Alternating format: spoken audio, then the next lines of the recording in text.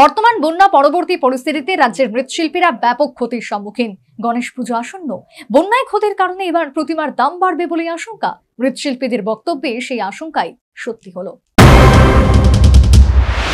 জলের তোড়ে এসেছে, বন্যা প্লাবিত হয়েছে এই মূর্তিপাড়া।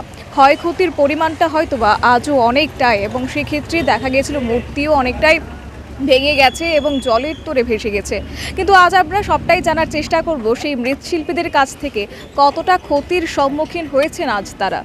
বন্যায় ক্ষতিগ্রস্ত রাজ্যের মৃৎশিল্পীরা, যার প্রভাব পড়তে চলেছে গণেশ চতুর্থী উৎসবে। প্রতি বছরের মতো এবারও রাজ্য জুড়ে গণেশ পুজোর প্রস্তুতি চলছে। ছোট বড় পুজো কমিটিগুলির প্রস্তুতি তুঙ্গে। বন্যায় কিন্তু গণেশ প্রতিমাও নষ্ট হয়েছে। আগামী 7 সেপ্টেম্বর গণেশ চতুর্থী, হাতে গোনা আর মাত্র কয়েকটা দিন বাকি। এই অবস্থায় কিভাবে মূর্তিগুলি মণ্ডপমুখী করা যায় তা নিয়ে চিন্তায় রাজ্যের মৃৎশিল্পীরা। নাওয়া খাওয়া ছেড়ে মূর্তি পাড়ায় শিল্পীরা এখন ব্যস্ত।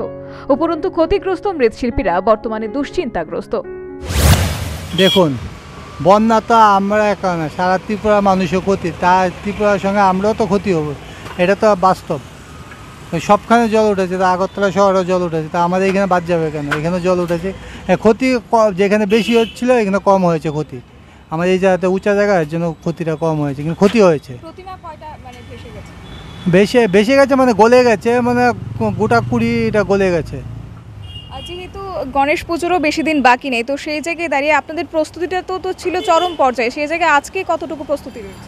আজকে দেখুন, গলে গেছে তো এটা কোনো কিছু করার নেই। এখন কাস্টমারকে ওই অনুযায়ী চাহিদা দিতে পারবো না। হ্যাঁ, গলে গেছে, এগুলি এখন সরিয়ে রেখে দিতে হবে। এগুলি আবার নতুন করে বানাতে গেলে অনেক টাইমের ব্যাপার আছে। যেগুলি বানানো আছে ওগুলি দিয়ে কাজ চালাতে হবে। ক্ষতিটা তো আমাদের কেউ কার্যত ভয়াবহ বন্যায় রাজ্যের মৃৎশিল্পীরা আর্থিক ক্ষতির সম্মুখীন। এই পরিস্থিতিতে প্রতিমার দাম এবার আংশিক বাড়বে বলেও মৃৎশিল্পীদের অভিমত। গত বছরের তুলনায় এবছর 10% বাড়বে। যা দাম আছে তার বেশি বাড়লে তো কেউ নিবে না আমার থেকে। বাজারের সঙ্গে তাল মিলিয়ে ব্যবসা করতে লাগে। যেহেতু আপনারা প্রতিমা তৈরি করছেন, আপনাদেরও কিছু জিনিসপত্র অবশ্যই লাগছে, তো বাজার দরটা কেমন রয়েছে আপনার সেক্ষেত্রে? শুনুন, আমাদের যে জিনিসপত্র এগুলি আপনার প্রাকৃতিক সব কিছু। মাটিরা এটা প্রাকৃতিক। হ্যাঁ, এটা আপনার টাকা দিলে সঙ্গে সঙ্গে পাবেন না। এটা অনেক অনেক মানে কী বল, সাজসজ্জা কলকাতা থেকে আসে। হ্যাঁ, রাস্তায় যদি জল থাকে তো কলকাতা থেকে মাল আসবে না।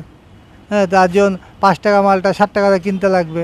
তারাও কী করবে, তারা তখন বিমানে আসতে হবে, মাল তখন ফ্লাইটে আসতে হবে, যার জন্য তখন ভাড়াও বেড়ে যাবে, যার জন্য তারাও বেশি দামে বিক্রি করবে আমাদের কাছে।